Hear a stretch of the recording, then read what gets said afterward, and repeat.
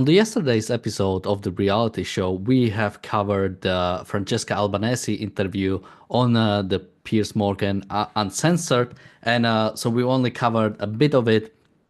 But basically, on the whole video, they also had a panel discussion right after it, and I think that panel discussion is pretty good way to sort of bring up one point that I think Razi has been making for some time, is what we've now called the Piers Morgan method, and we still don't have a exact specific way to call it. So maybe people in the chat can give us a name for this. But it's the general idea, or the basic idea is that I think you bring on, people from both sides. So in a sense, you say you are being neutral, you are being objective, you are giving every side basically voice. But I think when it comes to sort of the pro-Israeli side, I think when it comes to Piers Morgan, it's always lacking. It's always just, I think, a step behind. And so while appearing to be neutral, I think it's giving in to the pro-Palestinian side. I think Mark had a bit of a different opinion, so we might talk about it a bit more. But joining me today is Jonathan Honig, Alex, and also Mark should be joining us shortly. Jonathan, anything you'd like to say before we go on to the video?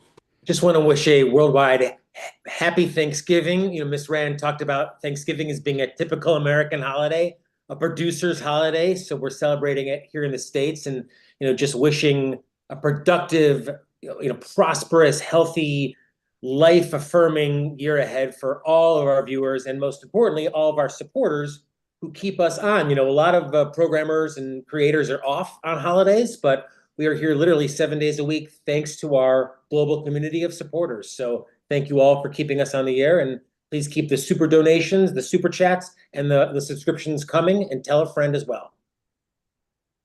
Alex, anything you'd like to say before we go on to the video?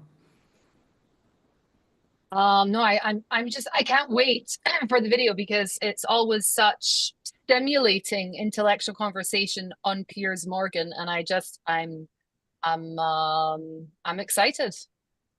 Yeah, so there's gonna be a lot of yelling over each other at the for the panel discussion we're gonna show. I think I tried to cut out some of it, but I think I kept some for effect. But Mark, anything you just joined us, so you didn't hear my intro, but anything you'd like to say about the panel discussion that we're gonna watch before we start watching it? Oh, let's get to the melee. All right, so as always, we start about already 34 minutes in, when there is a first question for Alan Dershowitz. On a wholesale basis, you seem to be absolutely certain that there's no war crime that's been committed. But how can you be certain? No one's been allowed to go in there and see what's been going on. You can be certain by just looking at the statistics that are issued by Hamas themselves. If you take every single statistic issued, Israel has the lowest ratio of civilian to combatant deaths of any country in modern warfare. The United States, Great Britain, NATO. That statistic alone, maybe 1 or 2% of the entire civilian population of Gaza. By the way, they count as civilians 18-year-old soldiers who they call children, or women who are carrying bombs who they call women. If you take just those statistics, you will see that Israel has done better than any country faced with comparable threats. And yet, well, the if there's United nothing to Nations hide, okay, but look, I'm going to move. I'm going to move to the other panel. They should allow journalists in. Yes. Wait a minute. Well, let's agree on that. You and I go to Israel together, and let's look at what happened. I agree with you. There should be more visibility and more transparency, and I welcome a visit with you. I offered that to the head of the prosecutor's staff, and they turned it down. Okay. They refused to go to Israel. Let me bring in the other panelists. They refused to go to Gaza. Okay. So let's stop here and talk about what he brought up, because when we go through these sort of points they bring up, I think oftentimes they are not wrong. There is nothing wrong with them, and I think there might be even place to make them. I mean, just to bring up what point he made, he said, look at the statistics. If you just look at the number of people, it's the lowest ever. It cannot be a genocide because of that, because of it's so little people. But when you say that, you are assuming the other person has reality as their standard, cares about the facts, which I think is a problem when it comes to these discussions. It's that fundamentally it could be 0 civilians dead, and it still wouldn't be right. I mean, Mark was yesterday with me talking about Francesca Albanese. What did she say? No, Israel had no right to even go into Gaza. The only thing it could do was basically just get rid of the Hamas terrorists off its border, and that's it. So I think that's why when it comes to maybe not specifically Alan Dershowitz, but arguments like this, I think they're always going to be lacking. Alex? I was just saying, it reminds me, I think maybe some of the super chat can know the exact reference, but Ms. Rand didn't like doing debates because, in effect, everyone else's premises, everyone else is coming in with different premises, and self-interest was hers, and so. I actually thought this was a pretty masterful and efficient. He went on too long, but he diffused the criticism on their own terms. Absolutely. He gave in to their own terms that caring about civilians in war is something that is important. But he had a pretty quick, now if he can follow this up, we're 10 seconds into the video, he can follow it up with a moral argument of the right to not only wage war, but incredible war to end the war, then maybe he can potentially win. But I didn't have much argument with this. So did Alex or Mark, did you find this was so ineffective from Dershowitz? I mean, I thought it was terrible. I mean, I really think this is a terrible, terrible way. Basically, so this entire thing with this legal campaign against Israel, right? It started just at the same time as the Durban conference, which happened in the kind of 2001, 2002. Where it was in the UN conference in Durban, they were having a big meeting about discussing racism, and it turned into this kind of Nazi hate fest on Israel. And the United States walked out, and then Israel walked out. They didn't, and then the EU wanted to walk out. And then at the same time as the conference, they had all of these various NGOs, and they said, we are going to basically band together, and we're going to start trying Israel for war crimes, right? Or so what has happened here is that people like Francesca and like Alan Dershowitz, who are lawyers who have no concept of war. They don't know what it is. They've never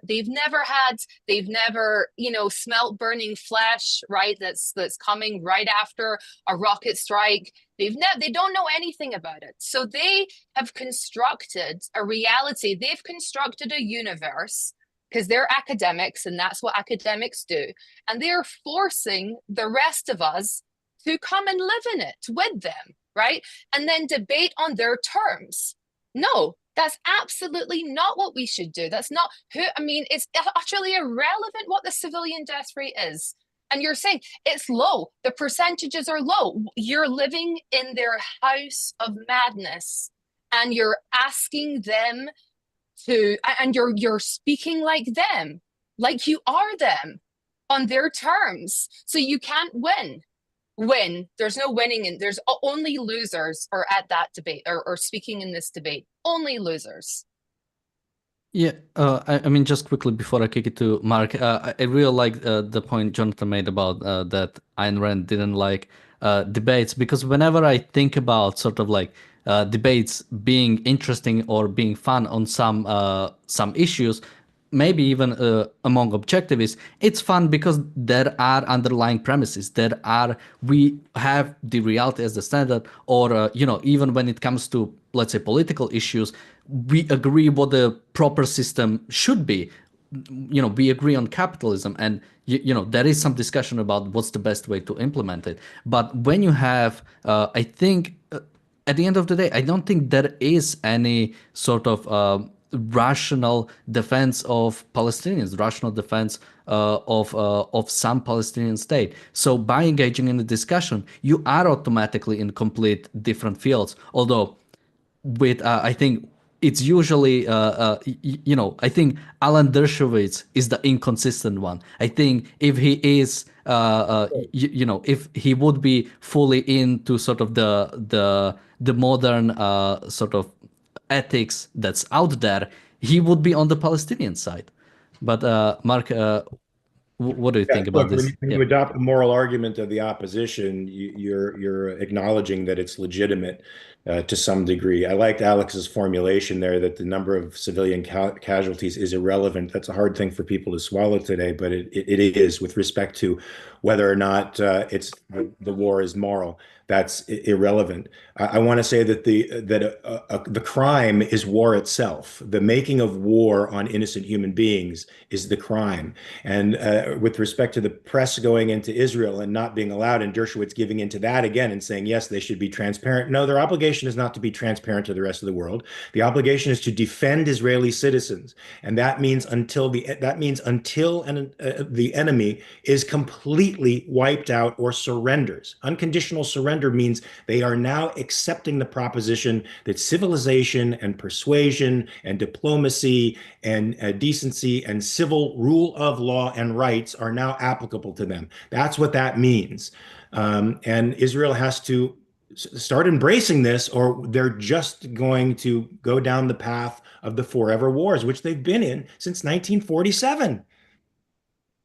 Yeah, so we've heard from Dershowitz, the pro-Israeli side on the panel. So let's listen a bit from the other side. Well, that's gonna kill me. No, on that we agree. I think it's outrageous that the media have been banned from going in. And of course, when you don't let people in, it makes it look like you've got something to hide. Matt Kellogg, let me come to you. Look, that's the case for Israel. Alan makes no pretense that he's obviously completely on that side of the fence on this debate. Where do you sit with this? Well, I mean, to be honest with you, listening to Alan, it's like the ravings of a madman. We're 14 months into a genocide, which has been documented, the most documented genocide in history. You have the ICC asking for more than Nazi Germany. Wait a minute, more than Nazi Germany, the most documented genocide in history. More than the murder of 6 million people Jews. can see it. I didn't say the amount of people. Wait a minute. What are you doing on television if you think that this is a greater genocide, documented genocide than the Nazi Holocaust? That wasn't documented as it was happening in the same way. That wasn't documented in the same way while it was happening. Nobody should listen.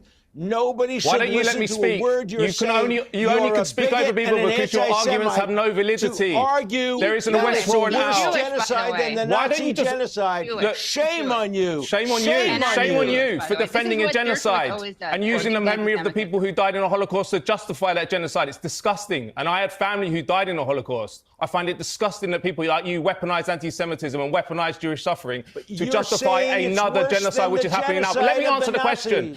If you weren't so rude, maybe we could get somewhere. But I think partly the reason you argue like this is because you know you have no valid points. Let me go back to the...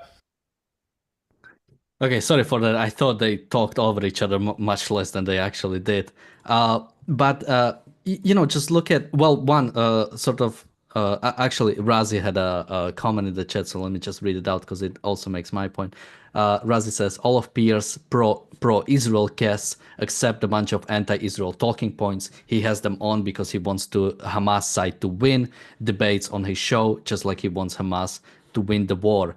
And you could sort of see it. What did Morgan say after Alan Dershowitz finished? Well, Alan, you're clear that you are fully in the pro-Israeli side. You are, basically he's saying like this, Alan Dershowitz is the pro-Israeli guy. He is the one. You cannot get much better than that. And now let's listen to this other guy. And what does the other guy say? This has been genocide from the start. It's clear from the Israeli side that this has been a genocide, the whole thing. And again, how do you fight against that? You will not fight it with, this is what the numbers are and this is what the statements from the IDF are. No, you have to put on some moral case, some moral defense of Israel. If you just default on the numbers, you'll never be able to succeed. Jonathan?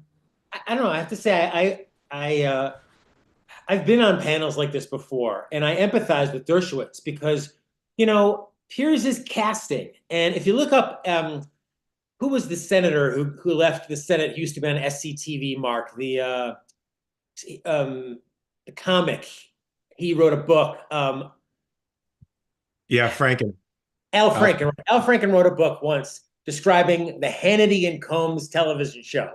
And if you're old enough, you remember in watching Fox News in the early days, there was Hannity and Combs. And every time you saw Hannity's name, it was in big block, 15-point letter. And Combs always was in tiny little 9-point. So Piers is casting, to your point. And, you know, for me, I grimace when I hear people say, like, this guy said that, you know, what Israel's doing is equivalent to the Nazi Holocaust. I've been to Yad Vashem. I've been to the Holocaust museums in Skokie, Illinois, and in Washington. So he's right. I mean, I would never put somebody like this so obviously ignorant on a panel. But for Piers, it seems to kind of bring in the ratings. And as someone, as I said, who's been on TV before many times, been in cable news, you know, they don't always bring in the most intelligent people. They bring in the people that people are going to want to watch. And that claim alone, I guess I would probably be on Dershowitz's side of saying this whole argument is irrelevant. If you're really equating Israel's defense after October 7th to the systematic extermination of 6 million plus in World War II. So everything he says to me is invalid. So I side with Dershowitz on this. Well, the conversation is not which side is right. I think what I'm sort of trying to put out is that maybe you could say Alan Dershowitz's participation in this is already wrong just by giving it any more validity. That sort of like, I mean, you could say even that participating in this debate is already like giving in. I mean, again, because if you accept like a debate panel like this, you are accepting that there is a sort of a reasonable discussion to be had between the pro-Palestinian side and the pro-Israeli side. But Alex, what do you think? I don't know. These people are as mad as a box of frogs. They're just, you know, I can't. It really is hard for me to listen to this. And yeah, so Dershowitz just completely falls back, and you know he's pushed into a corner, right? He completely falls back to arguing with their points and trying to convince them why it's not a genocide. They've been accusing Israel of genocide since 2007, right? Since the disengagement, a few years after the disengagement. So you can't actually please them, right? When you're, and by the way, the law of warfare that is the manual for the United States says that there's no problem to impose a siege on a place if you are, but that's irrelevant, right? That's a point actually that is irrelevant, but it's true. And I think that you know, Alan just kind of falls back to arguing with their points and trying to kind of convince them why it's not a genocide. And also, sort of saying all of these, I mean, their points are irrelevant because they're not really arguing in good faith. Of course they're not. They want to change the definition of words. They want to say, well, you know, I mean, maybe a genocide, maybe an ecocide, it's some kind of side because blah, blah, blah. And, you know, this is an operation, you know, that's similar to this information warfare operation is just as serious as a military operation. So here you have a gang of people who have said, we're going to destroy Israel through the legal system and through the language of human rights and through the language of international order. And then we're going to get Israel to come and be forced to engage with us, okay, in warfare. And then we're going to because we're, you know, lawyers and human rights activists and all this kind of postmodern gobbledygook, we're then going to manufacture a world. And because we don't know war, we can make up any kind of rules we want. And then we're going to force Israel and judge them in tribunals for not keeping them. All of these various international organizations, the ICC, the blah, blah, blah, blah, blah. These are organizations are not worth anything. And you need to argue that point. I mean, you know, after the whole thing with COVID, where the WHO apparently couldn't find COVID in China, and then the WHO, they also couldn't find Hamas in Gaza as well. You know, so these organizations, these international organizations are not worth anything. So, you know, like I was kind of mentioning in the chat the other day during your stream, I said, you know, in the 1930s, the Interpol was taken over by the Nazis.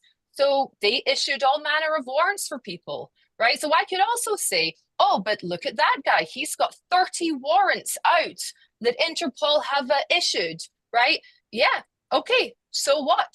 Right? The Interpol, they're not worth anything. They're not worth anything because this is because of the aims of Interpol in the 1930s and in the 1940s, right?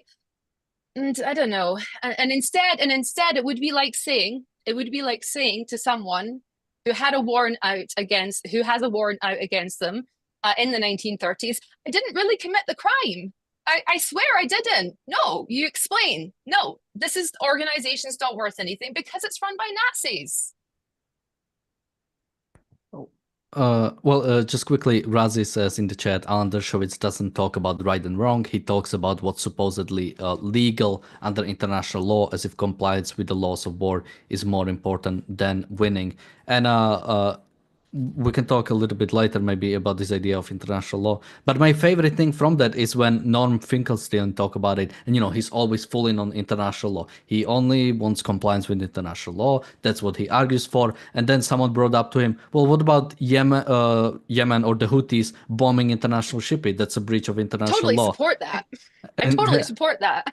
Can I say, I came in being more sympathetic to Dershowitz. Now Alex has kind of convinced me against that. But Mark, you're a real supporter of Dershowitz's public support of Israel, right? No, I think he's the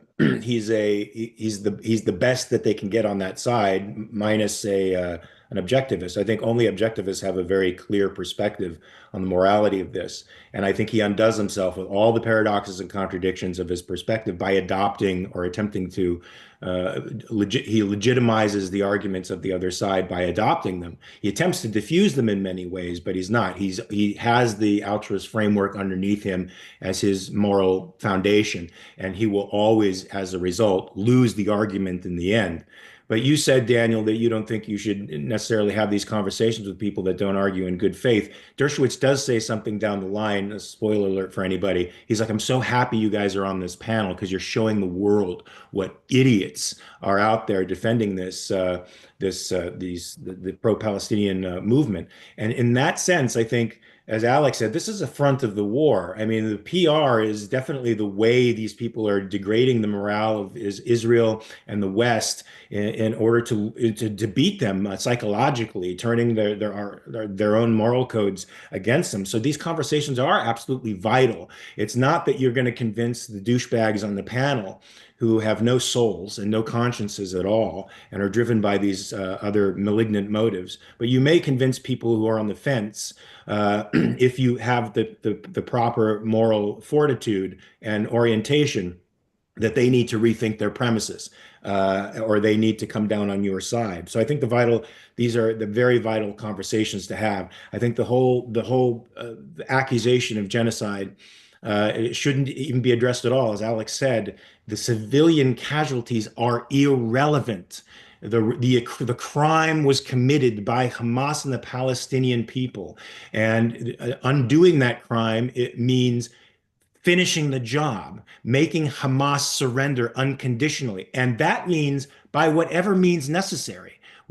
However you can achieve that end is the way in which you achieve it. Unfortunately, World War III left people with the notion that they wanted to avoid casualties in war, and they somehow morally equivocate between the Soviet Union and Nazi Germany abuses of violence and the Allies, because the Allies killed so many more people. Well, the numbers don't tell you what's going on the ground. They don't tell you who's ethical. in this equation. The only thing that the Israel and the allies have to do is defend appropriately their right to exist, Israel's right to exist, and that means until the other side unconditionally surrenders. Yeah, there's definitely more to say about the idea of international law and how people try to sort of defend Israel through it. But let's listen a bit more. The issue at hand. The genocide is the most documented genocide in history. We've been watching on our phones for 14 months. Just be quiet for a minute. Do you know how to do that? I didn't interrupt you. No, behave. You can't make behave those like a normal kinds of person. statements Behave on like national Alan, television. Alan, let him at least explain the point he's making. Do that. Sorry. Alan, he's talking about the use of mobile phones. Clearly, they didn't exist in World War II. Exactly. So let him make his point in totality. Then we can query the its validity. documentation that the Nazis themselves But Alan, did. let him finish his point. Okay, so the Lancet, an independent medical journal, recently published a piece that claimed that 186,000 people have been killed in Gaza. A lot, 70% of those women and children. You're talking about a genocide. And to be honest with you, we have the evidence is in. Yoav Gallant, one of the ministers, or the defense minister that's now sacked, that is one of the recipients of an arrest warrant from the ICC, he went on TV early in the genocide and he said, we are dealing with human animals and we will withdraw all water, food and electricity from 2.3 million people, half of them children. Let me finish. That is genocidal rhetoric, and they carried it out. They've been launching an extermination campaign in northern Gaza, in Jabalia camp, wiping out whole scores of people. There's been massacres every day. 100 people often die every single day. This guy's got all the language down. Massacre, genocide, what was the other one? Starvation. Yeah, and again, it's it's the same thing over and over. And Alan Dershowitz tries again to sort of, call him out for like comparing it to the Holocaust, comparing it to the killing of the Jews. And what does the pro-Palestinian side bring up? There's actually almost 200,000 people who have died, according to the Lancet, which we did an episode. And again, just by now going on to refute this point, I'm already giving in to basically his standard. But just to mention it, it was like an opinion piece that had like no basis. It was just, how are you feeling? 200,000, let's go with that. And that's now accepted. And this is like an opinion piece from like months ago. And he said recently, and now it's just being accepted as the fact. So again, by trying to talk about the facts, by trying to bring up as those are the main issues, you are completely surrendering because they don't care.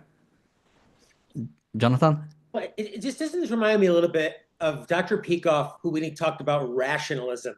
And there's more astute objectivists probably in the super chat who couldn't specify, but this idea of like picking a word and like out of nowhere and totally out of context. And, so he talks about Israel, I don't know, genocide, massacre, like apart from any context of what's been going on at all. And says, see, I look at all these people suffering and Israel is to blame.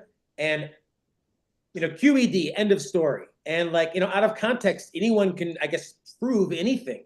And I empathize with Dershowitz, because why would Piers put on such complete ignoramuses? I mean, it's obviously to get a show, but I want, an explosion, but I don't think it really necessarily helps Dershowitz. And ultimately, I really empathize with Rand because, as we said, I think her thing, this is my understanding, she didn't want to debate because people had totally different base premises, and you would have had to have a whole debate about even base premises before even. So, I like Alex's certainty and go-to-itness on the matter. Maybe we can invite Piers to have her on the program. I think she'd probably be even stronger than Dershowitz, in this case.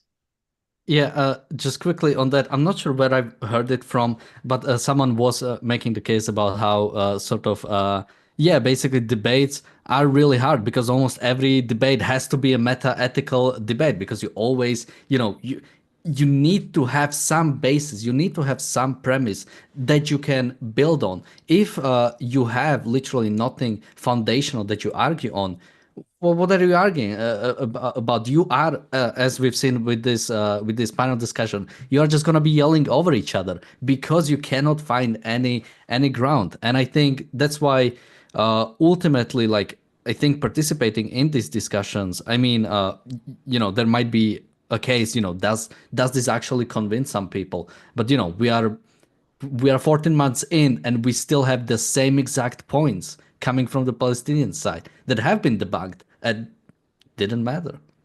Alex? Yeah, it really kind of reminds me of Trofim Lysenko, right? The Soviet scientist that didn't believe in Mendelian genetics.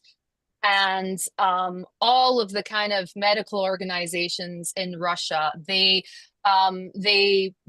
refused to refute him, right? They refused to refute Trofim Lysenko's ideological arguments that yes, indeed, you could apply Marxism to agriculture and you would get great results. And this caused the famine, I think, of maybe, in total in several different countries, think about 50 million people. And you could definitely say, I could say, how dare you come out and you try to question this? Just last week, Pravda said that this is the way to go and that Trofim Lysenko, well, he's a saint. And then all of a sudden, you're arguing why Mendelian genetics are maybe a good idea and you cannot apply Marxism to agriculture and get a good result, right? So then you would be engaging in the argument and then by therefore giving the argument some degree of kind of credit. And the best thing to do actually is to attack the source of the argument, right? And it was very easy to do. It was very easy to do, and it was very obvious to everybody with their own eyes that it wasn't working. And yet, you actually couldn't. You found it. People found it very hard on a political level to even start to come out and to criticize Trofim Lysenko's theories, because they were like, I'm going to get cancelled. I'm going to get cancelled. I'm going to get thrown in the gulag. I'm going to get harangued. I don't need that kind of hassle, right, around me. And that's actually the kind of BDS, right? The BDS argument is to remove, academics and lawyers and anybody who really has a rational objection from the public sphere. And then you're just a couple of crazy people engaging with crazy people's arguments. I'm sorry, but, I'm not going to sit here and try to convince, Mark Pellegrino that maybe the moon is green. Right. And I'm not going to expect him to argue with me about why it's not green. Right. Because it's obvious. You're just a couple of crazy people. We would just be a couple of crazy people. And unfortunately, that's what Alan Dershowitz looks like. He's like he's having a conversation with somebody who's a mental patient who thinks that the curtains are listening to him. Mark? Yeah, I mean, in this case, I have some sympathy for Dershowitz, having been in a debate with somebody who had a zero, he had bad faith all the way through the arguments, was a total sophist and a complete liar. It's a very frustrating thing to have to deal with that. And there's a part of me that respects Alan Dershowitz jumping in immediately and trying to refute the guy and not let him get a word in edgewise, because it's false from the very get-go. And I understand that that's the peril of having conversations with people like that. Unfortunately, I think they need to be had. I mean, to me, you just listen to a statistic like 186,000 people, 70% of them women and children. It's laughable on its face. I mean, it's an impossible statistic on its face. It doesn't even require a surgical rational attack. You could just dismiss it on its face. You can say, well, the article was an editorial. It's somebody's opinion. It's nonsense, but it's self-evidently nonsense. And what I would say to somebody who highlights the idea that some Israelis have called the Palestinians savages, I would say, absolutely, they're savages.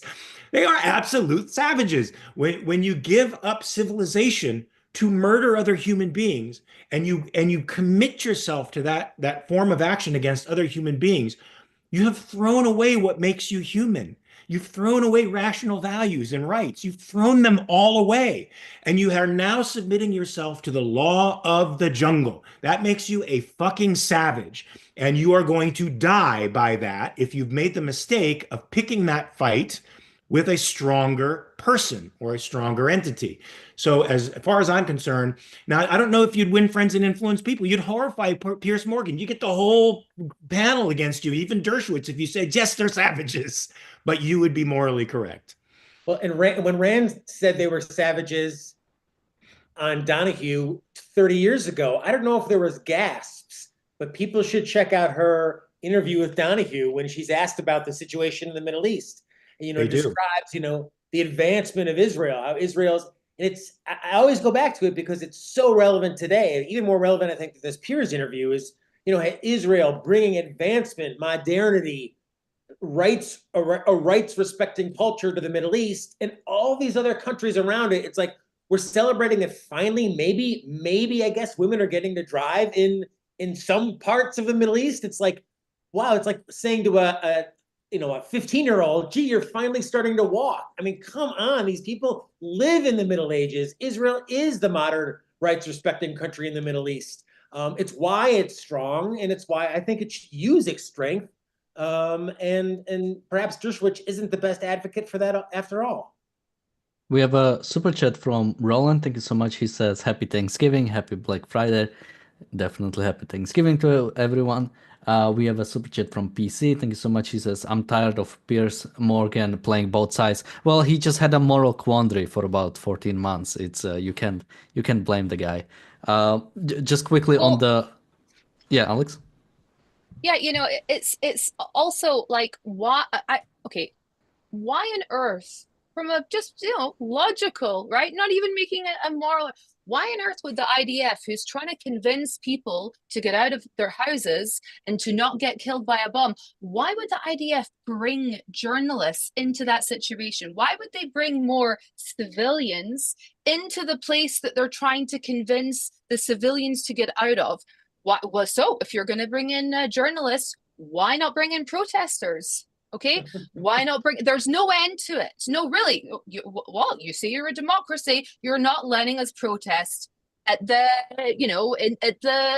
in Gaza. It's ridiculous. And they would do it. They would do it. And this is the psychological warfare. This is the information warfare that they do insane things like October 7th, right? Or like the flotilla, right? When, they wanted to come and the Mavi Marmara, when they wanted to come and give all of this aid, this Turkish flotilla, and they filled it with aid, all kind of, expired medicines, and they, sailed from Turkey to Gaza to break the siege. And the IDF said, listen, guys, if you do this, we'll deliver the aid for you, no problem. But we're going to have to take it through our port because it has to go through inspections. And they kept saying it, don't come. And eventually they had to board the ship, right? Board the ship and commandeer it. And what was there? They were beating up. They had clubs. They had this. Were not peace protesters. This was an act of war. And that's the information warfare, because they do things like that. And then they chat, and then they force you, right? It breaks you on a moral level to come and then to give them humanitarian aid, right? To come and to then go and apologize to the people who just decided to sail from Turkey, and break all of your laws. You have to then say, I'm really sorry about that. Sorry about the international incident that you created. I'm really sorry to the people of Gaza for the humanitarian situation that you created through your actions. And then we have to apologize for it. That is why it breaks you on a moral level, and it's actually psychological torture for the Israelis. And they don't even really, I don't think we even realize it anymore, right? Because it's so deep. Imagine that. Imagine if I have to pay damages to somebody who tried to kill my mother. It damages you. Yeah, you know what? It's a relationship with psychopaths is exactly what it is. And it's the way in which they alternatively play the victim and the victimizer is psychopathic in its levels. So I agree with you. I mean, it's madness, and Israel sort of doesn't even know right now that they're being whipped around in this psychological warfare. It's funny because even the trolls have like one thing on the chat: genocide, genocide, genocide. It's like, Yeah. gee, I learned a word.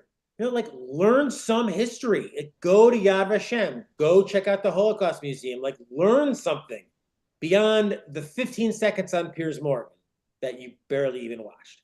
Yeah, and just quickly about the Lancet number that they've mentioned, the 186,000, and someone mentioned it in the chat also, and it's always 70% women and children. That's so funny. It's just funny, dude. It's funny. Yeah, and It's so absurd.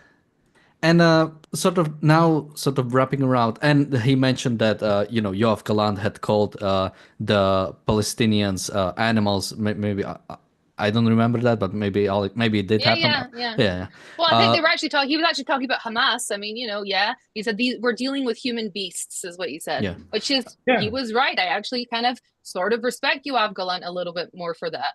Yeah, but when it comes to now, Alan Dershowitz didn't say yes, they are. He didn't jump on it. He pretty much said no, he didn't say that, or he was like shaking his head. And it's important to remember that what are you giving in? Because it might not be even the case about Alan Dershowitz, but what is the Israeli PR right now? I mean, just remember, Israel has just pretty much surrendered in the north. It has accepted the Lebanon ceasefire without fully destroying Hezbollah.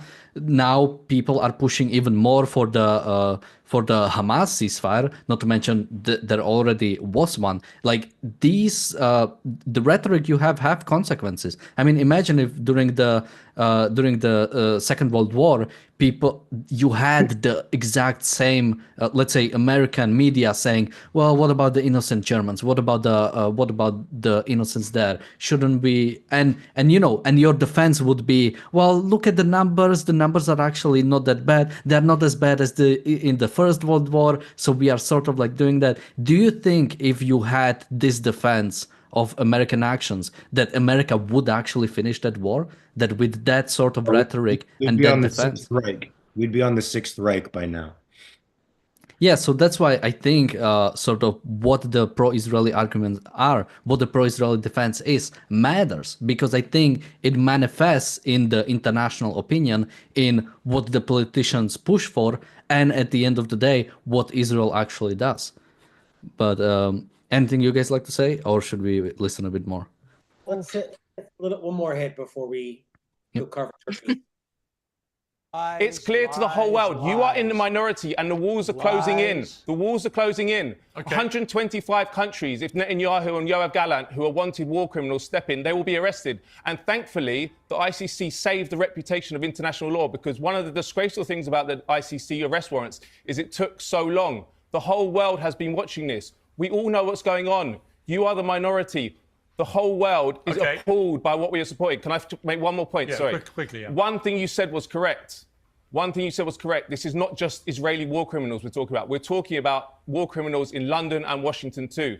I'm in London now. I want to talk about the participation, not complicity, participation of my own government. And do you agree that Palestinians have committed war crimes too in the past? Yes. You do? Yes, but the point about the ICC arrest warrants, which is why Alan Dershowitz is having a fit, is because the ICC has always been used against official enemies. It's been a tool of imperialism. And for the first time, we are seeing justice done for Western war criminals and their allies. Can I just make... So just to bring in some context, because Alan Dershowitz talks a little bit earlier about the ICC, and he talks about, hey, if you want to go after Netanyahu, you should go after the American presidents. You should go after Tony Blair. You should go under these people. And what do you think the pro-Palestinian response will be? Do you think will be, oh, yeah, you're right, we shouldn't go. It's dumb going after American presidents. Yeah, this is kind of dumb. No, it's, yeah, Yeah, you're right. We should go after the American presidents. So again, it's the same thing as always. By accepting the ICC as the standard, by trying to defend it on, well, what if this happened to the American presidents? You are accepting the premise, and you are expecting that they will have some sort of self-awareness of, or some sort of, base in reality. But no, it's the opposite. He makes the point of it. He says, well, finally, the ICC is going after the real villains, the Western leaders. Jonathan? Well, just when he says, you are in the minority, isn't that the irony? I mean, America, that's where I want to be. I want to be in this culture. We are in the minority. We are, in favor of reason, reality, capitalism.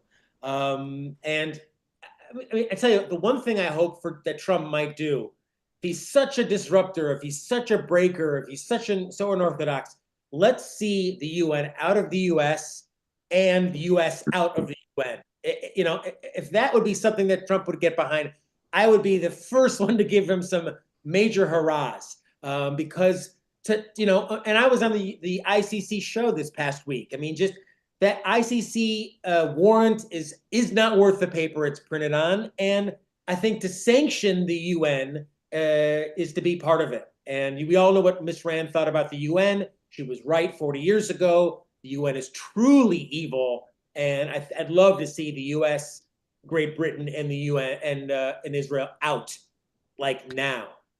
Yeah, I mean, just quickly on Trump, because I just read the ambassador to Ukraine is someone, I don't have the name in front of me, but looks like a pretty decent guy.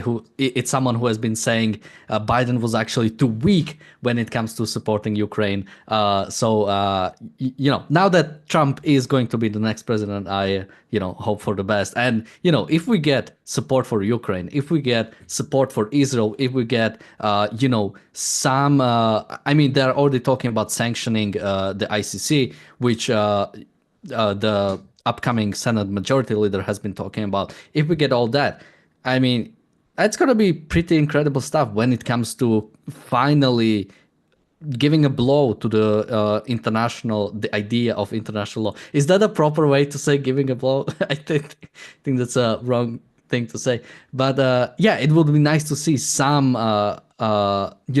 international law basically falling into irrelevancy. Alex?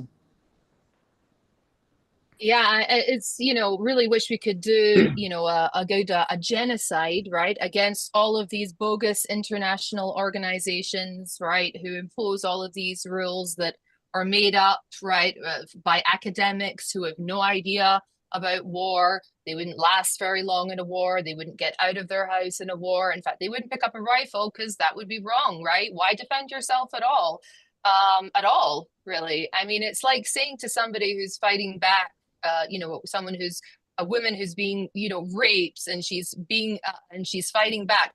Why are you doing that? Don't you know he has children?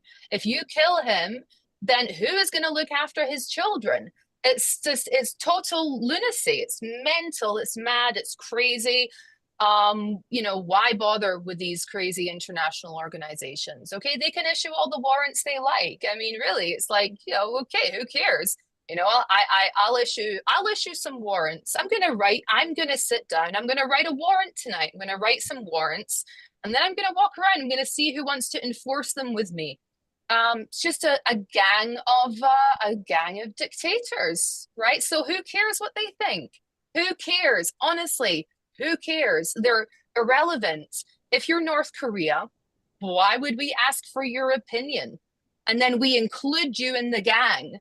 Like you're one of us. You're not one of us. I'm sorry, North Korea. You're not a country that respects anything, right? Can we let some a journalist come in and film your self-induced famine that you brought? I mean, that's incredible. A famine these days is very well done, North Korea. Let's have you come and let's have you give the talk at the national agricultural celebration. Let's have you come because you need a seat at the table. We need to ask you your opinion, right? You had a great famine this year. We're very happy for you.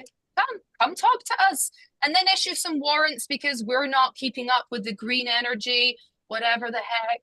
Yeah, issue some more, numbers that we all have to keep, the ESG number, the bibbity bop, and the whatever, just nonsense. Wait, I wanted to say something, but we have a super chat. We have a super chat from PC. Thank you so much. He says ICC needs to close down 100%. And another super chat from PC. He says, how about the warrant for supreme leader of Iran? Well, Iran is not a signatory to the Rome Statute, so technically you cannot go after them. The sanction. But I have a new agreement now, and he has signed it, so he has to come and join. That's it. I write the rules. Sorry, Mark? Jonathan. Jonathan? The sanction of the victim with the UN is giving any credence to the anti-Israel side, and gives them a hell of a lot of completely worthless documents, as Alex alluded to, that bear no reasoned reality and should be laughed out of existence. Mark? Yeah, look, the UN is evil because it makes no moral distinction between states. And so that compels the good to always compromise with the evil. That's the way it will always be in cases like that, when there's such a disparate orientation towards what states are and what their relationships with the people should be. And with respect to what that asshole said on Piers, the entire argument for the Palestinian movement is based on one giant intellectual or logical fallacy. It's always an appeal to authority. It's always appeals to authority, appeals to international law. And then once these things get compounded and by the academics out there, they become evidence in of themselves. So it becomes this giant circular, intellectually masturbatory exercise. Mark, Israel has the most UN General Assembly's resolution against them. Yes, Isn't that right? And that means they are bad. There's no analysis at the root of whether or not these laws, resolutions are even justified or decent. There's no discussion of that. They are, because they come from the authority of the UN, truth. And so these people define truth in a second-hander's way. If the opinions are saying this, if the consensus is saying this, it must be so. It's so despicable. It's straight out of Atlas Shrugged. It's so disgusting. And I hope people can see through this. I mean, I hope people in our chat can see through this. I certainly hope some of the viewers of Piers Morgan can see how weak and irrelevant these pro-Palestinian people are. Yeah, I mean, whenever we talk about the UN, I always like to mention that it's, for one, what Jonathan mentioned, the Western nations are giving sanctions. And the example I always like to bring up, to basically any dictatorship or any random place in the world where some terrorist group or some gang just manages to take over and they suddenly get a seat at the UN. And I usually use it as a joke, but then Taliban takes over Afghanistan and they get a seat in the UN because now they are the official government of Afghanistan. The Taliban has been... Sorry to interrupt, but I also wanted to say it's very clear from this guy that the real intention behind his support for Palestinians has nothing really to do with the Palestinian cause at all. It has to do more with the chaos and anti-Western sentiment behind it. He's almost gleeful that the West is finally getting its comeuppance. He's such a despicable idiot. So you can tell that that's his real goal. It's not, the Palestinian issue is just sort of instrument. And then, if the Palestinians would wake up and see that they've been betrayed by their Arab states, that Israel has been the only hope for a truly independent Palestinian state they've ever had from the very beginning, and that everybody else on the world stage is using them for their own reasons, maybe they'd have a come to Jesus moment and snap out of it. But I don't think that's going to happen. Yeah, there's a few things I'd like to add, but I know Jonathan has to leave soon. Maybe if you want to tell people where can people find you, and you can leave a bit earlier. All of our supporters from around the world, a great resource, actually, especially in international law. Miss Rand talked about this. She wrote about this. She has a great stanza on international law in a new textbook of Americanism which is a great gift for any holiday. Certainly the Christmas or holidays coming up. It's at Amazon and has a lot of what Ms. Rand had to say about Israel. And thanks to panelists Alex and Mark. Mark is a great follow on social, particularly on Israel. So follow him wherever he's followed. And thanks for your support of ARCUK. And Merry Christmas and Happy Thanksgiving to all. Happy Thanksgiving. So yeah, I just want to bring up, Mark, what you said about these sort of like anti-Westerners sort of focus. And I think there is this, I'm not sure who coined this term. I'm not sure if it was Kirk Wilcox or if it was someone else, but there is this term of anti-America first. Basically, your base idea is you're anti-American and your whole, everything you get is coming from that. And I think one of the biggest exemplars of this is Dave Smith. I mean, if you look at, I'm not sure if it was in his last interview on Piers Morgan or some other time, but you know, he's just so. Just look at that interview. There is at some point, I think Piers Morgan brings up something. You know, like these terrorist groups, they are like, or these nations like Russia, they are interfering in elections. They are taking over different regimes. We are different, and he was just like, he was just grinning. He was just ready to jump in, saying like, "Oh, do you think we are so much better? Do you think we are better than Russia? Do you think we are better than Hamas? Do you think Israel is better than Hamas?" And yeah, completely went on a tangent. But there are really these people who just really hate the West for what it is.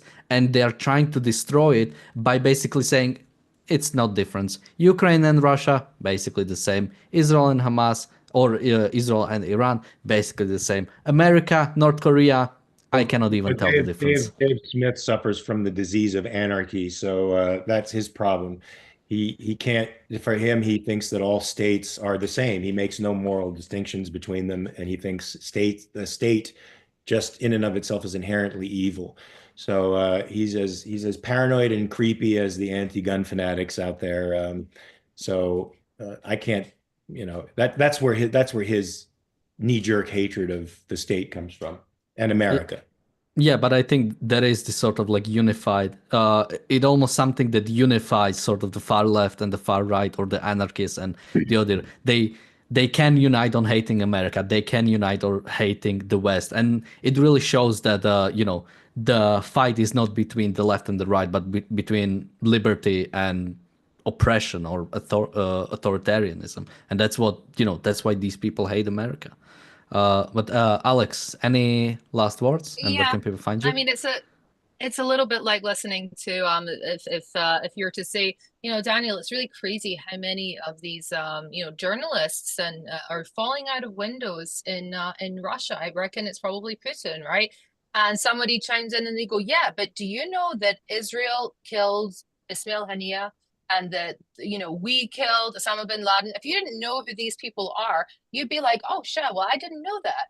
That's totally, yeah. But yeah, I mean, if you have no context of reality, if you have no idea what the definition of words are, it kind of reminds me a little bit about the trans activists, right? You know, they don't make any kind of argument. They just go, you know, trans women are women. Why are they women? Because they're women.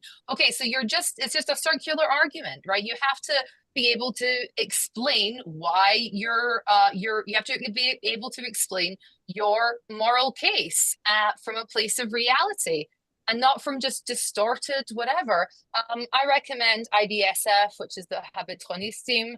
I recommend Regevim, and I also definitely would recommend as well the Alma Center and as well Kohelet for the Israeli defense of capitalism and individual rights. Mark, any last words, and where can people find you? You can find me at Mark R. Pellegrino on Twitter, but prepare for rough conversations because those are the kind of conversations I have on there. Also, you should check out AmericanCapitalistParty.org.